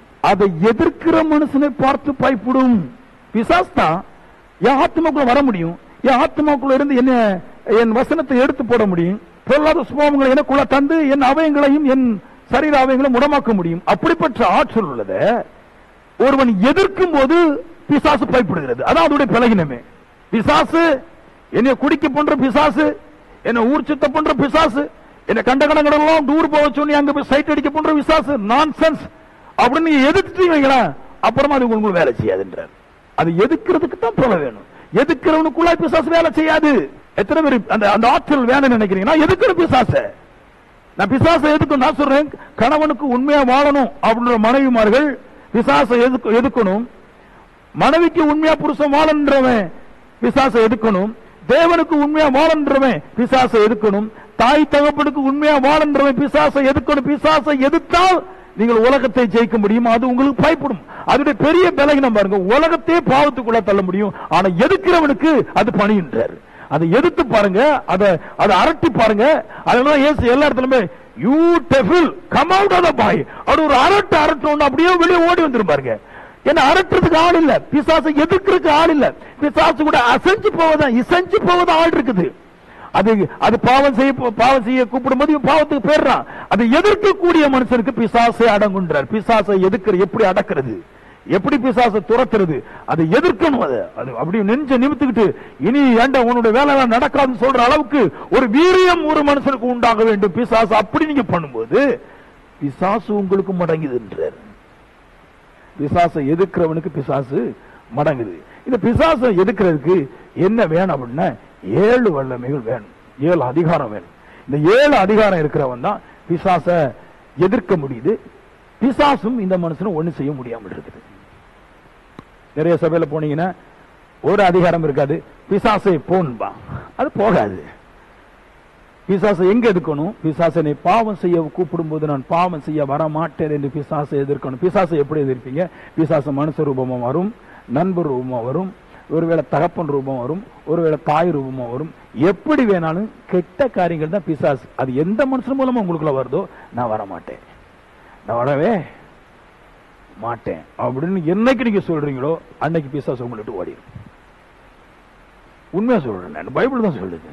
ஒருத்தர் இருந்தார் பாருங்க, யோசேப்பு, போர்த்திபாவுடைய மனைவி, ரொம்ப அழகா இருந்துச்சு. எகிப்தினுடைய ராணிக்கு பக்கத்தில் நிற்கிறவர். அவங்க வச்சிருந்த தொப்பி இருக்கு பாருங்க, ஒரு பெரிய ஃபேனுக்கு அப்ப இருக்கும் மாடல் தொப்பி, முடியெல்லாம் நல்லா கொண்டு போட்டு ரொம்ப அழகா இருந்துச்சு. அந்த அம்மா போய் சொல்லுது யோசேப்பிட்ட, 16 வயசு பையன், ரொம்ப அழகு, என்னம்மா லவ் பண்றியான்னு கேக்குது. அதுக்கு அந்த 16 வயசு பையன் யோசேப்பு சொல்றாரு, வேண்டாம், அந்த பாவம் தீய செயல் எனக்கு வேண்டாம். பிசாசு அன்னைக்கு அவன் எதிர்த்தான். உலகத்துக்கு எகிப்துக்கு 40 வருஷம் ராஜாவாயிட்டான். நான் சொல்றேன், பிசாசை எதிர்க்கணும், அது நிற்கும். அப்படி பிசாசை எதிர்ப்பதற்கு என்ன வேணும் அதை படிச்சுக்குங்க, அதை உள்ள கொண்டு வந்துருங்க. ஆமென். எனக்கும் சில பிரசங்கம் பண்ணும்போது கொஞ்சம் கஷ்டமாட்டே இருக்கும். ஏன்னா மக்கள் பிசாசை எதிர்க்கிற மாதிரி இல்லை, பிசாசு கூட போற மாதிரியே இருக்கு. ஆமென். அதான் அவர் சொன்னார் பாருங்க, ஆதிலே நீங்கள் கேள்விப்பட்டது உங்கள் நிலைத்திருந்தால் அப்படின்றாரு. மனுஷன் எல்லாம் அப்படியே போறான் பாருங்க, பின்னாடி போறான். ஒரு பெண்ணு சிரிக்க முடியல, உடனே பொத்துன்னு விழுந்துடுறான். இவன் சொல்றான், அப்படியே அன்னைக்கு அந்த பொண்ணு சிரிக்கும் போது நெஞ்சு பொத்துன்னு கீழே விழுந்துட்டு அந்த ரோட்டுக்கு முன்னாடியே ஓடிட்டு இருக்கின்றான். அதுக்கு ஆப்போசிட்டா நின்னுங்க, எதிர்த்து பாருங்க, உங்களுக்கு ஓடிடும். மொபைல்ல கண்ட காரியங்கள்லாம் போட்டிருக்கிறான், அதுல பாவம் இருக்கு, எதிர்த்து பாருங்க, உங்களுக்கு ஓடிடும். உண்மையை சொல்றேன் நானு, எனக்கெல்லாம் அந்த போனே கிடையாது. சில பேர் சொல்றாப்புல அது மனசு இருந்தா அத பாவத்தை பார்க்காம இருக்கலாம். நான் சொன்னேன், எல்லாமே தானே பாவம், அப்புறமா எங்க பாவத்தை பார்க்காம இருக்கிறது? அங்க எல்லாமே பாவங்க, எல்லாமே பாவம், ஃபுல் பாவம், நல்ல விஷயமே கிடையாது. நீங்க வேணா உங்க மொபைலை செக் பண்ணி பாருங்க, உங்க மொபைல்ல நல்ல விஷயம் ஒண்ணுமே கிடையாது. நல்ல பிரசங்கிக்கிற என் பிரசங்கம் கூட அங்க கிடையாது. அற்புதமாக வேத புஸ்தகம் இருக்கு, அதுவாது உங்க முன் பேச்சில் இருக்கு, அதுவும் கிடையாது. நீங்க தேடி பார்த்தா கொண்டு வர முடியுமே தவிர முன்னாடி கிடையாது. அவ்வளவு மோசம். நான் சொல்லுவேன், நீங்க எதிர்க்கணும். நீங்க எதிர்த்தாதான் தப்ப முடியும். கையில வச்சுட்டு நான் அப்படி எல்லாம் மாறிடணும்னா மாற முடியாது. ஏன்னு சொன்னேன், பிசாசு மொபைலுக்குள்ள போறது கிடையாது, பிசாசு இயங்குகிற மனுஷனுக்குள்ள வருது. அதுக்கு அதை பார்த்து நீ கெட்டு போற அளவுக்கு அதை வெளியே படம் போட்டுருது. இனி அதை நீ பார்க்கக்கூடிய மனசு மொபைல் இருந்து வர்றது கிடையாது, பார்க்கக்கூடிய மனசு பிசாசு உன் ஆத்மாக்குள்ள கொண்டு போய் மனசு தந்துருது. நீ இப்ப அதை பார்க்க, நீ உன் மனசுக்குள்ள நீ அதை பார்க்க, அது ஒரு வசனம் இருக்கு பாருங்க, பிசாசு எப்படி வஞ்சிக்குன்னு சொல்ற பாருங்க, என்றைக்கு உங்க இருதயம் நீங்க பாவம் செய்வதற்கு தயார் என்று எண்ணுகிறீர்களோ அப்பதான் அது உள்ள வரும். அது வேணும் வராது. பிசாசு எல்லாரும் இது பிடிக்காது. யார் ஒரு மனுஷன் நான் பாவத்துக்கு சரி ரெடி அப்படின்றானோ அது அப்படியே நான் உனக்கு உதவி செய்ய வர்றேன். அப்ப நான் நல்லா சொல்றேன் பாருங்க, அப்படிப்பட்ட ஒரு பிசாச இங்க எதிர்த்துருங்கன்றார். ஒரு சில போன்லாம் வந்துச்சு, கட் பண்ணுங்கன்றாங்க. கட் பண்ணுங்க, நீங்க பேச முடியாது. அது என்ன பேச்சு? அது சும்மா ஜாலிக்கு பேசுறேன், இடக்கு பேசுறேன், அப்படி ஒரு பேச்சு பேசாதீங்க, வேண்டாது. இடக்கா இருந்தாலும் ஜாலியா இருந்தாலும் எதுவா இருந்தாலும் பாவ வார்த்தை, அது மாம்சமான வார்த்தை நம்ம பாவத்தை கொண்டு போக வேண்டாம். ஆமென். அப்ப அது முதல்ல எதிர்த்துருங்கன்றாரு. எதிர்த்துட்டு சொல்றாரு 7 பாயிண்ட் வேணும். எதிர்க்கிறவனுக்கு 7 பேர் பாயிண்ட் வேணும், பலம் வேணுன்றாரு. பிசாசுடைய பலகீனத்தை அறிந்த நாம், எதிர்க்கிறவனுக்கு அது கீழ்ப்படிது என்று அறிந்த நாம், அதை எதிர்ப்பதற்கேற்ற சர்வ ஆயுத வர்க்கங்களை எடுத்துக்கொள்கின்றாரு. 7 வர்க்கம் இருக்குது, 7 வல்லம் இருக்குது. இந்த 7 உங்களுக்குள்ள தேவை. நல்லா இருக்கும் பாருங்க. பிசாசை எதிர்க்கணுமா? ஏமேன். குறைஞ்சபட்சம் தேவ சமூகத்தில் நல்லா கழிவுறணும். குறைஞ்சபட்சம் இந்த 7 வர்க்கத்துல 7 இல்ல, ஏன் காரியத்தை சொல்றேன், குறைஞ்சபட்சம் தேவனுக்குள்ள கழிவுறணும். அது இருந்தாலும் ஃபர்ஸ்ட் இங்க நவுளே முடியும். 7 காரியம் சொல்றேன். 1 கச்சை. எபேசியர்ல தான் இருக்கு 6வது அதிகாரத்துல. கச்சை. கச்சை என்னது? நல்ல பெல்ட், அது அரை இடுப்புல கட்டக்கூடிய அரைக்கச்சை. இந்த அரைக்கச்சைக்கு 2 குணம் இருக்குதான். 1 நிமிர்ந்து நிக்க செய்யும். இடுப்புல பலகீனமா இருப்பான் பாருங்க, முதுகெலும்பு பலகீனமா இருக்கிற மனுஷனுக்கு இடுப்புல ஒரு நல்ல ஒரு கச்சை எடுத்து, துண்டை எடுத்து நல்லா கட்டியாச்சுன்னா அப்படி நிமிர்ந்துருவான், அப்படி ஸ்ட்ராங் ஆயிடுவான். ஒரு நல்ல ஒரு பலன் கிடைக்கும் இல்லையா? இன்னொன்னு நல்ல ஒரு உறுதி கிடைக்கும். இன்னும் சொல்ல போனா பரிசுத்தத்துல நல்ல ஒரு உறுதி, பலத்துல நல்ல ஒரு உறுதி கிடைக்கும் அப்படின்றது கச்சைக்கு. அதுக்கு ஆவிக்குரிய அர்த்தம் சொல்லு. கச்சைக்கு ஆவிக்குரிய அர்த்தம் என்னன்னா சத்தியம். அதனால சொல்லு, சத்தியம் என்ன? அரைக்கச்சை. சத்தியம் என்ன செய்தான்? உங்களை நிமிர போனுன்றாரு. உங்களை என்ன செய்ய? உறுதியா நிக்க போகணும். பிசாசு வரும்போது அப்படி ஸ்ட்ராங்கா நிப்பீங்க. நான் வர முடியாது. சத்தியம் இருக்கிற மனுஷன் தான், அவனை யாரும் தள்ளி போட முடியாது. பழைய பாட்டி வீட்டுல கல்யாணம், நம்ம போகலாம். ஏன்னா சத்தியம் இருக்கிற மனுஷன் செய்ய மாட்டான், சொல்ல மாட்டான். ஏன்னா அவன் உறுதியை விட்டு மாற மாட்டான். அரைக்கச்சைங்கிறது உறுதியாய் சரீரத்தினுடைய எலும்புகளை பலனுள்ளவை ஆக்குறது. அப்படி போல சத்தியம் அவனுடைய இருதயத்தை கட்டி வச்சிருது. அவன் நிமிர்ந்து நிற்பான். ஒரு காலமும் அவனுடைய கரங்களை பிடித்து ஒருவனும் கண்ட இடங்கள் கொண்டு போக முடியாது. நான் சொல்லுவேன், என் மனைவியே தன் விருப்பத்துக்கு ஏற்றபடி என்னை வளைக்க முடியாது. என்ன? சத்தியம் என்னும் அரைக்கச்சை என் எலும்புகளை எல்லாம் தேவனுக்குள்ளாக கட்டப்பட்டிருக்கு. உறுதியா நிற்கும். உறுதியிலிருந்து விழவே செய்யாது. நான் சொல்லுவேன், அரைக்கச்சதை இப்படி சொல்றேன். வீட்டுக்கு பெல்ட் போடுறீங்களே, அதான்.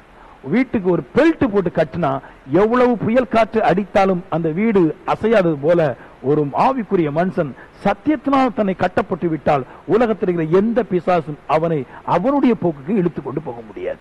இதுக்குதான் சத்தியத்தை கேட்கணும். சத்தியம் எப்படி போட்டது? சூப்பர். சத்தியம் சூப்பர். சில பேர் அப்படி கொஞ்ச நேரம் அப்படி இல்லை, தூங்கி எந்திக்கிறோம். நல்லா தூங்கவே மாட்டேன் பாருங்க. பிசாசு உங்க ஸ்டேஷன்ல தாண்டேன். நான் ஒரு நாளைக்கு கண்டிப்பா சொல்றேன், 10 மணி நேரம் இங்க மட்டும் சபையில மட்டும் 10 மணி நேரம் இருக்கிறேன். அது என்னவெல்லாம் பண்ணி பார்க்கும். இல்லப்பா, நான் ஒன்னே எதிர்க்கிறதுக்கு தான்ப்பா இங்க இருப்பேன். நான் ஒன்னே எதிர்க்கிறதுக்கு தான் நான் இங்க நிக்கிறேன். என் பிள்ளைங்களுக்கு வாரம் தீர்வு சொல்லி எப்படிப்பட்ட சாட்சி. விவாகரத்து கொடுத்து, ஏன்னா உண்மையில நைட்ல தூங்க விவாகரத்து கொடுத்து வயதெல்லாம் போய் தீர்க்க தரிசனம் 2 லிங்க் பண்ணி விட்டுச்சு. வேண்டாம், இனி கேஸ் எல்லாம் வேண்டாம், நம்மளுக்குள்ள என்ன கேஸ் வேண்டுறீங்க. அதுல பண்ணு பாருங்க, அற்புதம். ஏன்னா 10 மணி இருந்தாலும் அப்படிதான் பண்ணும். அப்ப நான் சொல்றேன், சத்தியம் உங்களை பாவத்துக்கு நேராக கொண்டு போக கூடாதபடிக்கு உங்களை பலமாய் நிற்க பண்ணுகிறது. 2 மார்க்கவசம். அது எப்படிப்பட்டதுன்னு, மார்க்கவசம் எங்க போட்டிருப்பாங்க அப்படின்னா, மேல கேடகம் போட்டிருப்பாங்க. மனுஷன் யுத்தத்துக்கு போறவன், அந்த கேடகத்துக்கு உள்ள மார்க்கவசம் ஒண்ணு இருக்கும். அந்த மார்க்கவசத்துல 2 அடையாளங்கள் இருக்குமாம். 1, எந்த நாட்டுக்காக யுத்தம் பண்றானோ அந்த நாட்டுடைய அடையாளம் அதிலே இருக்கும். 1. 2, எந்த நாட்டுக்காக சண்டை போடுறானோ அந்த நாட்டுக்காக மட்டும்தான் வாழ்வான். ஒரு காலமும் பரிதானத்திற்காக அவன் மாறவே மாட்டான். இதுதான் அந்த மார்க்கவசத்துடைய அடையாளம். மார்க்கவசம், அதுல ஆவிக்குரிய வார்த்தையா வருது. மார்க்கவசம் என்ன? நீதி அப்படின்றது. என்னதான் நீதி? நீதியை நெஞ்சில தரித்திருக்கிற மனுஷன் நான், அது என்ன அடையாளம்? நீதிங்கிற அடையாளம் 1, என்னை நீதிமானாய் மாற்றினவருக்காக மட்டுமே வாழ்வேன். ஒரு காலமும் பரிதானத்திற்காக வெளியே போக மாட்டேன். அது மட்டுமல்ல, நீதி என்பது என் தேவனுக்கு நான் சொந்தக்காரன் என்பது அடையாளம். பிசாசினை பார்க்கும்போது, என்னை நீதிமானா பார்க்கும்போது ஒரு காலம் அது என்னை பிடிச்சு இழுத்துட்டு போகாது. என் இருதயம் ஒரு காலம் பாவத்துக்கு சாயாது. காசு பொருள் வரும்போது என் பரிசுத்த தேவனை விட்டுட்டு போகாது. நீதியின் உபதேசத்தை நல்லா கேட்கணும். அது என்னை நீதிமானாய் மாற்றும். காசு கொண்டு என்னை விலை கொடுத்து வாங்க முடியாது. அது என்னது? நான் எப்படி ஒரு தகப்பனுக்கு மகனா இருக்கிறானோ, அந்த தகப்பனை விட்டு எந்த செல்வங்களும் எந்த பொருட்களும் அந்த இரத்த சம்பந்தத்தில் இருந்தும் அந்த நாமம் என்கிற அடையாளத்திலிருந்து உலகத்தில் யாரும் மாற்ற முடியாது. நான் எங்க அப்பா விட்டுட்டு போலாம், எங்க அப்பா செத்து போயிருக்கலாம், நான் செத்து போயிருக்கலாம், ஆனா நான் இன்னாருக்கு தான் பிறந்தேன், என்னுடைய அப்பா அவர் தான், அவருடைய மகன் நான் தான் என்பதை நான் செத்தாலும் இறந்தாலும் நான் எங்கே போனாலும் மாற்ற முடியாது. அப்படி போல ஒரு மனுஷன் தேவனுடைய நீதியில நின்று விட்டால் அவன் தேவனை விட்டு அவனை எந்த விதமான காரியங்கள் மறித்தாலும் உயிரோடு இருந்தாலும் அவன் தேவனை விட்டு ஒரு காலம் அவனை விலக்கி கொண்டு போக ஒருவரால் முடியாது என்றார். அதான் சொல்ற சூப்பர் சத்தியம். இதெல்லாம் சில பேர் சபைக்கு போய் வசன இருதயத்துல தங்காது, 4 பாட்டை மட்டும் வச்சிருப்பா. சின்ன பிள்ளைங்களுக்கு எனக்கு நல்லா பிடிக்கும் ஜெபராட்சி பாட்டு, 4 ஜெபராட்சி பாட்டு. இவன் பெருசி பாட்டை கேளுங்க, தீனாட்டை கேளுங்க, என்ன பாட்டும் பிடிக்கும், ஜெபராட்சி மாமா பாட்டு தான் பிடிக்கும் சொல்லி அவங்க வயசுக்கு அது பிடிக்குது. ஓகே, தப்பு ஒண்ணும் கிடையாது, நான் தப்பு சொல்லல, நல்லது. ஆனா எதுல வளரணும்? பாட்டு பாடுறதுல பிசாசு போமா போகாதா? நோ சான்ஸ், போகவே செய்யாது. ஜோமோன்னா பிசாசு போமா? நோ. நீங்க சொல்லலாம் ஏசு ஜோமோன்னார் பிசாசு போகலையா? ஏசுக்கு இந்த 7 கருத்து மட்டும் இல்ல, ஏசு 70,000 பரிசுத்தத்துல வாழ்ந்தார், அதுலதான் பிசாசு போச்சு. அப்ப நீங்க ஜெபத்துக்கு போவோம் அப்படின்னா நீங்க ஜெபம் பண்ணி பாருங்க, பிசாசு வீட்டுல சண்டை விடும். அதான் நிறைய பேர் சொல்றாங்க, நம்ம வீட்டுல ஜெபிக்காண்டா இன்னைக்கு எதுக்கு, நம்ம ஜெபிச்சு வேதம் வாசிச்சா வீட்டுல சண்டை வருது, நிறைய பேர் சொல்றாங்க. நான் காதுல கேட்டிருக்கேன். நான் இப்போ நம்ம சபையில சொல்லுவாங்க, ரொம்ப நேரம் ஜெபம் பண்ணா நம்மளுக்கு பிரச்சனை தான் வருது, வேண்டாம்ன்றாங்க. ஹலோ, அவன் ஜெபம் பண்ணும்போது உங்களுக்கு பயம் வருது. நான் சொல்லுவேன், தேவனுடைய நீதிக்குள்ளாக நடந்து விட்டால் பிசாசு உங்களை பார்த்து எப்படி தகப்பன் மகன் உறவை பிரிக்க முடியாது, அப்படி போல இவனை தேவனை விட்டு பிரிக்க முடியாது என்கிற கொள்கை உடையவனாய் அது உங்களை விட்டு போய்விடும். ஏமேன். நான் முன்னாடியெல்லாம் பொங்கலை ரொம்ப வரவேற்பேன். ஏன்னா பொங்கல்ல காலையில ஒரே கம்பா எழுப்பு, நைட்டு ஒரே டான்ஸ் தான். ஃபாதர் வருவார். அன்பான ஊர் ஜனங்களே, 7ஆம் மணி நேரம் ஆகிவிட்டது, எல்லாரும் அங்காங்க இருக்கிறவர்கள் எல்லாரும் கூடுங்கள், நாம் இன்றைக்கு பொங்கலை சிறப்பாக மகிழ்விக்க வேண்டும். ஆமேன். நல்ல பாட்டு கச்சேரிலாம் போட்டு எடுத்து நல்ல கோட்டெல்லாம் குடிச்சிட்டு அப்புறமா காலையில எழுந்துச்சு எங்க தான் படுத்து கிடந்து தெரிய மாட்டேங்குது. அங்கெல்லாம் போனா அப்படிதான் தெரியாது, இங்க வந்தா தெரியும் எங்க படுக்கிறோம், என்ன செய்யறோம், எது செய்யணும், என்ன பண்ணணும் தெரியும். பிசாசு உங்களை 1 இன்ச்சு கூட நவுட்ட முடியாதுன்ற, நான் உங்களை கொஞ்சம் கூட கூட்டிட்டு போக முடியாது. பிசாசு சரியான சத்தியத்தை கேட்கணும்.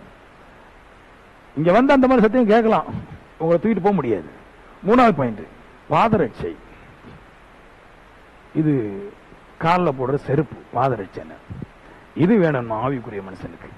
பாதரட்சை என்ன பண்ணுது, நீங்க போடும்போது பலவிதமான முட்களும் கற்களும் துருக்களும் கரைகளும் உங்களை காயப்படுத்தும் போது பாதரட்சை செருப்பு என்ன பண்ணுது, உங்களை பாதுகாக்குது இல்லையா அப்படின்றாரு. அதுக்கு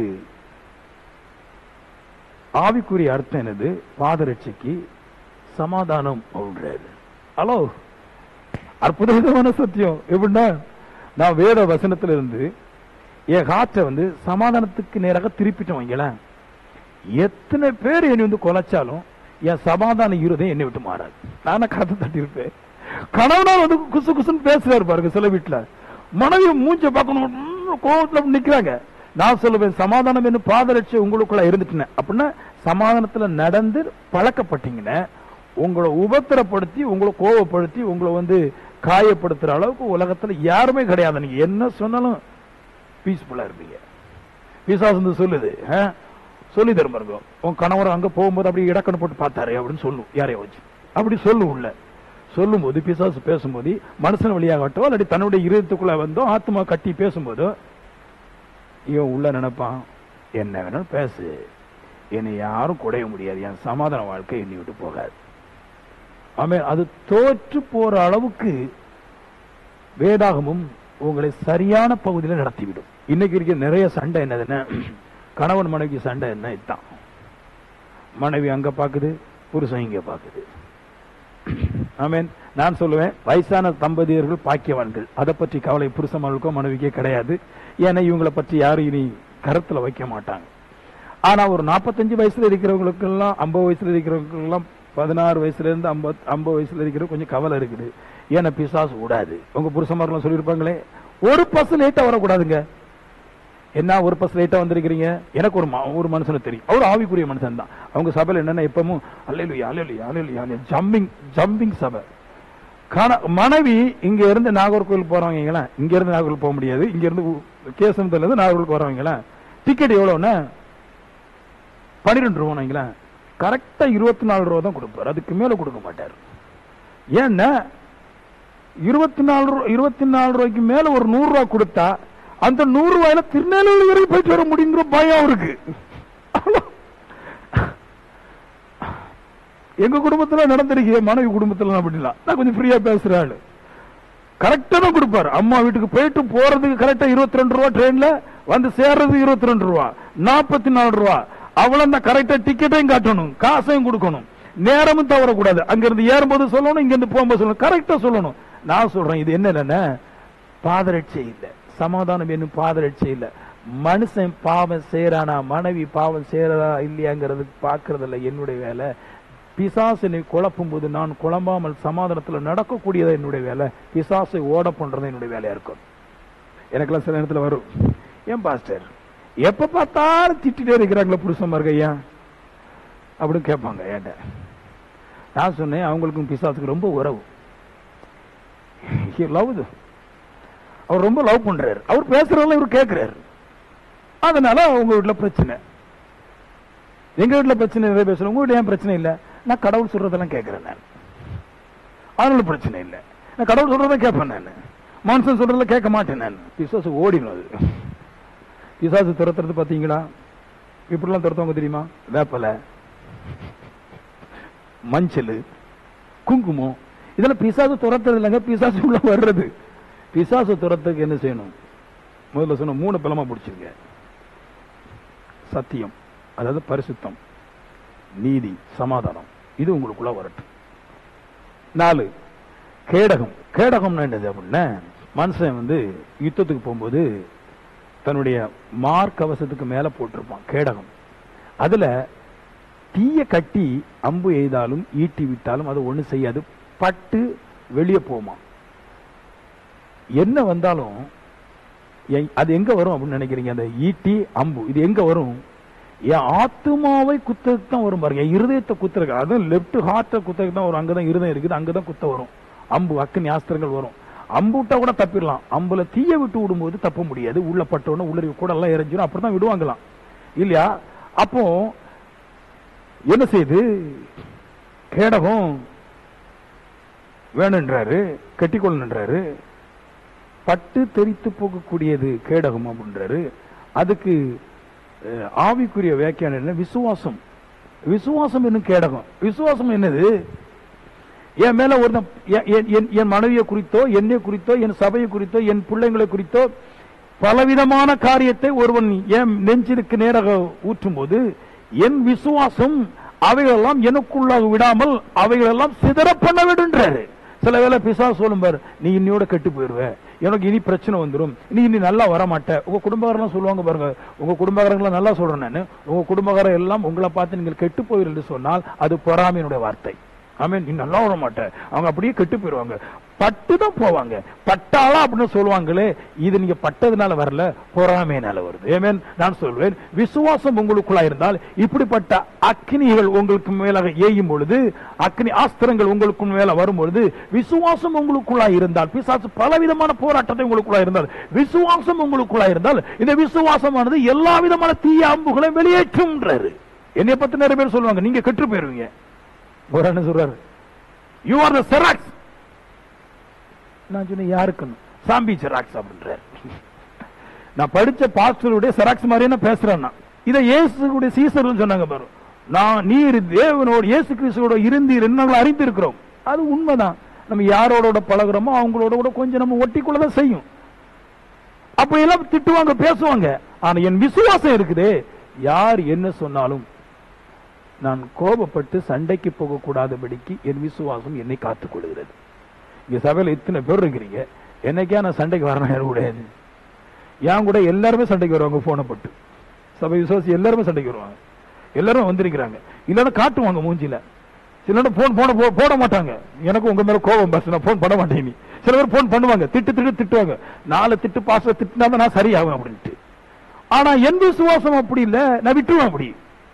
ஏன்னா நான் சண்டைக்கு போற ஆள் கிடையாது. நான் கோபப்பட முடியாது, நான் கோபப்பட்டு சண்டைக்கு போக முடியாது, கோபப்பட்டு குடிக்க முடியாது. ஏன்னா அவையத்தை மூளையும் கெடுக்கும். அதனால நான் விசுவாசம் உடையவனா இருக்கிறேன்.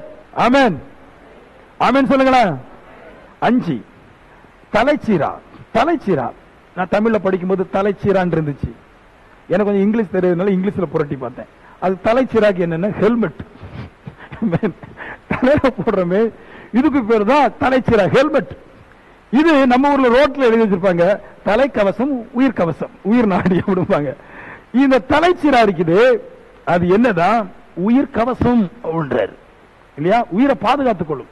அதுலதான் போலீஸ் அடிக்கடி சொல்றது, நீங்கள் வாகனத்தில் போகும்போது ஹெல்மெட்ல அணிந்து கொண்டு போக வேண்டும், போகாவிட்டால் 700 ரூபாய் ஃபைன் உங்களுக்கு நாங்கள் போடுவோம், வீடு தேடி வரும், யூடியூப் வரும் அப்படிம்பாங்க. ஏன் அப்படின்னா அது உண்மை பாருங்க. தலைக்கவசம் இல்லைன்னா நம்ம வாழ்க்கை கவசம் எல்லாமே போயிடும். அதனால சொல்றாரு தலைக்கவசம் உங்களுக்கு இருக்க வேண்டும்ன்றாரு. தலைக்கவசத்துக்கு ஆவிக்குரிய பொருள் என்னது? ரட்சணியம் அப்படின்றார். இன்னும் சொல்ல போனா ரட்சிப்பு. ஒருவன் உண்மையான ரட்சிப்புக்குள்ளா இருந்து விட்டால் பிசாசு அவரை ஒன்றும் செய்ய முடியாது. அங்கெங்குமே இருக்கும் பாருங்க. நல்லா கேளுங்க, எனக்கு பிசாசு வரும்போது ஹெல்மெட் போடுறோம், தலைச்சீரா போடுறோம் இல்லையா.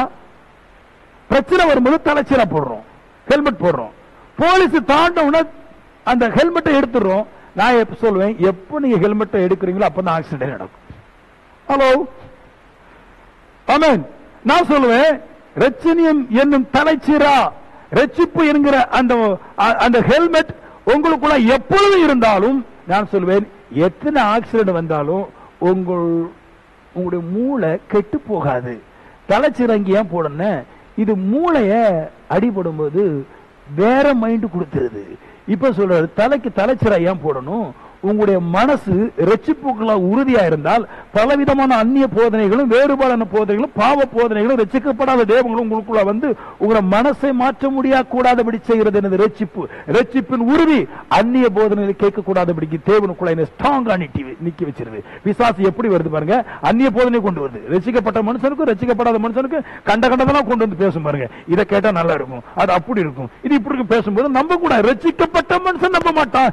ஏன்னா ரட்சிக்கப்பட்ட மனுஷன் பரிசுத்தத்தை தான் தேடி போகணும் தவிர இச்சைகளுக்காக பின்வாங்கி போக மாட்டான். அவன் ரட்சிப்பு ரட்சணியம் எனும் தலைச்சீரா கண்டிப்பா ஒவ்வொரு மனுஷனுக்குள்ள வேணும். உறுதி. என்றைக்கு ஒரு மனுஷன் இயேசு கிறிஸ்துவின் நாமத்தில் ஞானஸ்தானம் எடுக்கணும், இனி ஒருபோதும் அந்நிய போதனைகளும் விக்கிர ஆராதனைக்குள்ளாக போகாமல் தன்னை காத்துக் கொள்வான். அது அவனுக்கு ஜீவன் உண்டாகுது என்றார். ஆமென். 6 பட்டயம். சகலத்தையும் வெட்டி சாய்க்கக்கூடியது பட்டயம்.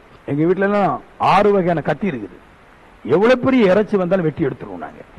எவ்வளவு பெரிய மீன் வந்தாலும் கொத்தி எடுத்துருவோம் நாங்க, போட்டு தாக்கிடுவோம். அதை சாப்பிடாம வெளியே போட மாட்டோம். சில வீட்டுல எல்லாம் மீன் பெருசா இருந்தா, செதில் ரொம்ப இருந்தா, அதனால கொத்தி எடுத்து சாப்பிட மாட்டான். செதில் சுரண்டதுக்கு வருத்தப்பட்டு அது கொத்தி குடலை எடுத்து சமைக்கிறதுக்கு முடியாம அப்படி வச்சிருவாப்புல. எங்க வீட்டுல அப்படி கிடையாது, பட்டயம் வாங்கி வச்சிருக்கிறோம். அப்படி எடுத்து சக்கு சக்கு சக்கு சக்கு சக்கு சக்கு சக்குன்னு வெட்டி எடுத்து போட்டு குடல் எடுத்து போட்டு 4 பொறி ஆட்டையை போட்டுருவோம். ஏன் அப்படின்ற பட்டயம் கூட இருக்குன்றாரு. ஆமென். அவர் சொல்றாரு, எதுக்கு?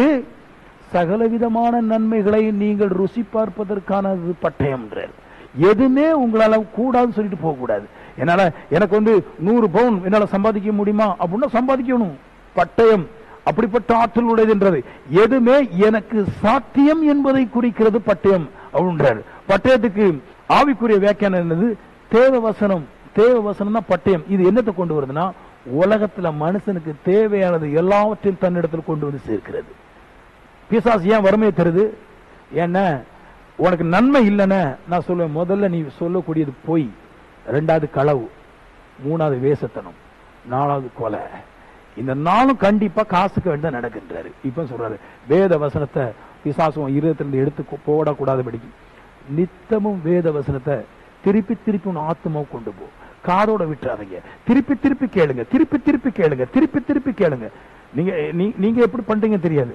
நான் சொல்றேன், நான் ஆதியாமத்திலிருந்து அப்போஸ்தலர் நடப்புற வரைக்கும் 40 அற்புதங்களும் என் ஹார்ட்ல இருக்குது. நீங்க நம்புறீங்களோ இல்லைன்னு தெரியல, 40 அற்புதங்களும் என் ஹார்ட்ல இருக்குது. நாளுதோறும் இத 20 அற்புதங்களை நான் ஜெபம் பண்ணும்போது 5 மணி நேரம் தாண்டிடும். அதை ஒரு நாளைக்கு பண்ணிட்டு மற்ற 20 அற்புதங்களை அடுத்த நாள் பண்ணுவேன். இப்படி மாற மாற மாற மாற மாற மாற மாற மாற பண்ணி பண்ணி பண்ணி போயிட்டே இருப்பேன். ஆனா என்னதான் பண்ணாலும் இடையில நீங்க பாத்தீங்கன்னா 4-3 வார்த்தைகள் இல்லைன்னா 4-3 அற்புதங்கள் இருதயத்தை விட்டு காணாம போயிடும். ஏன் காணாம போகுதுன்னு, பிசாசு என் இருதயத்தில் இருந்து இந்த அற்புத சக்திகளை, அற்புதத்தை செய்யக்கூடிய இந்த வசனத்தை எடுத்துட்டா எனக்கு வர வேண்டிய நன்மைகள் வராது. அதனால இருதயத்திலிருந்து வேத வசனத்தை, தேவ வசனத்தை எடுக்கிறது. நானோ இந்த ஆவின் பட்டயமாகிய வேத வசனத்தை எப்பொழுதும் இந்த பட்டை என்னோடு கூட இருக்கும்படிக்க போராடுகிறேன். பட்டை என்னோடு கூட இருக்கும் போதெல்லாம் என் சத்துருக்களை போராடி ஜெயித்து கொள்ளை பொருட்களை, நன்மைகளை நான் எனக்கு சொந்தமாக்கி கொள்றேன். எத்தனை பேருக்கு வசனம் இருக்குது இதயத்துல? எனக்கு வசனம் இருக்குதா? ஆவின் வசனம் ஒண்ணு இல்ல.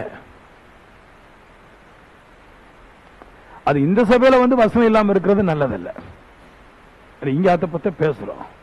வசனத்தை உள்ள வச்சிருந்தா நல்லா சாப்பிடலான்ற. நான்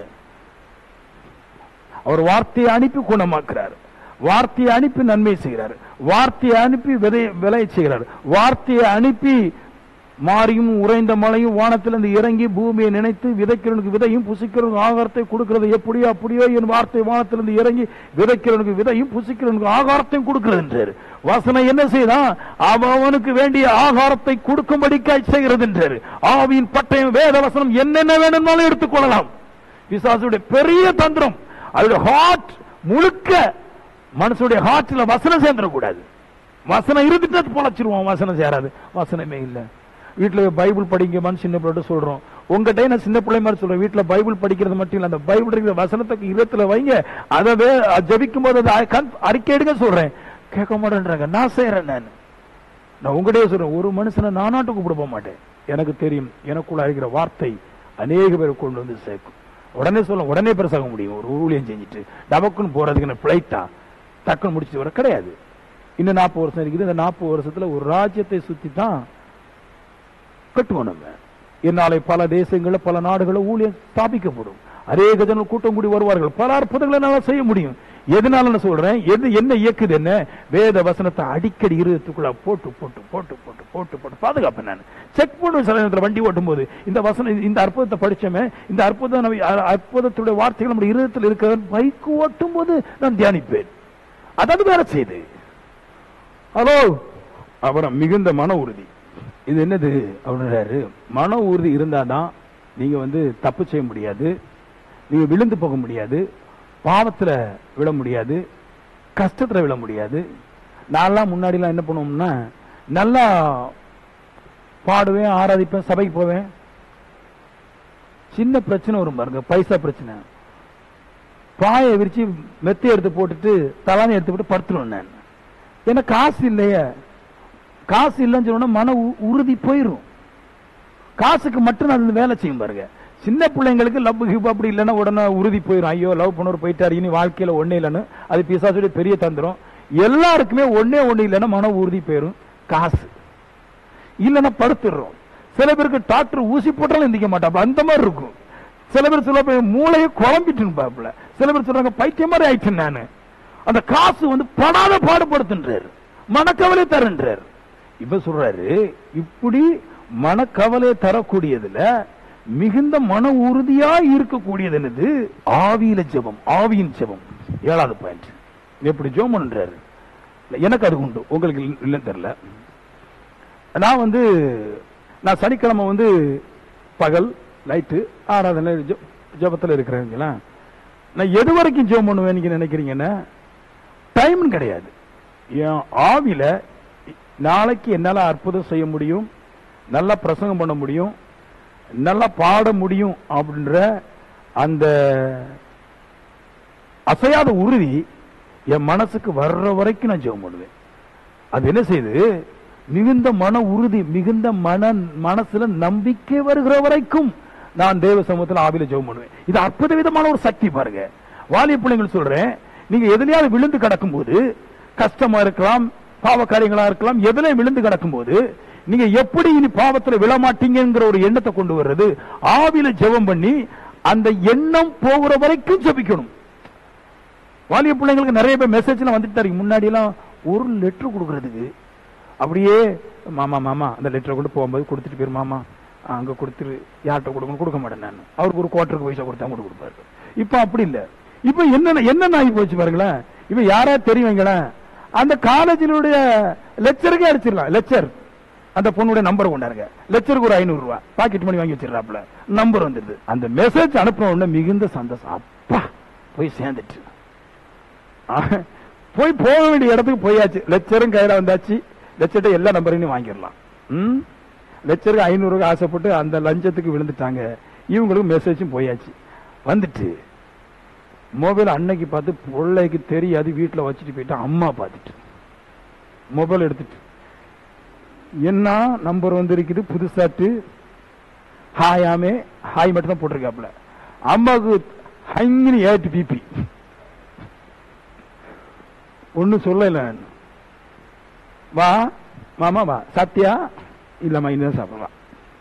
அரங்கூட்ல கூட்டு நல்ல குத்து, லாவெல்லாம் புடைக்கிற மாதிரி குத்து, 3 நாளைக்கு சாப்பிட முடியாதபடி குத்து, அடியெல்லாம் வாங்கி போடுறது. நான் சொல்லுவேன் எப்படி தப்புறது, உங்க மனசுல என்ன சொல்லிட்டா, வாங்கியாச்சு அடி, இனி மெசேஜ் பாத்திர வேண்டியதான்.